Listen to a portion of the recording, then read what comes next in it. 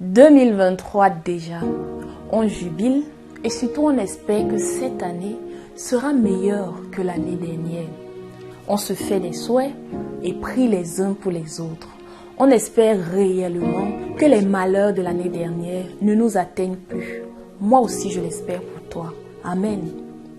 Mais je vais te dire que l'espoir ne suffit pas à améliorer ton monde. Il faut qu'en 2023, on s'active, qu'on fasse ce qu'on n'a pas l'habitude de faire afin d'obtenir ce qu'on n'a jamais eu. En 2023, il faut qu'on décide. On décide d'entreprendre, on décide de se remettre en question, on décide d'utiliser nos mains pour faire quelque chose d'utile. On décide de quitter ce cercle d'amis toxiques, on décide de retourner en arrière, corriger nos erreurs.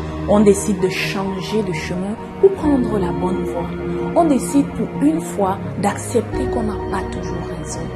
On décide d'arrêter de penser que l'enfer c'est les autres. On décide de faire du ménage dans nos cœurs. On décide de se taire quand on sent que notre cœur a livré à notre bouche un venin qu'elle est sur le point de lâcher. Oui, on décide de se taire. On décide de descendre de notre fauteuil et de déposer nos galons parce que de plus grands que nous sont déjà sous terre. En 2023, il faut qu'on décide de donner de l'attention à la voix de Jésus qui frappe à nos cœurs depuis longtemps. On décide de préparer notre entrée au paradis pendant notre vie sur terre.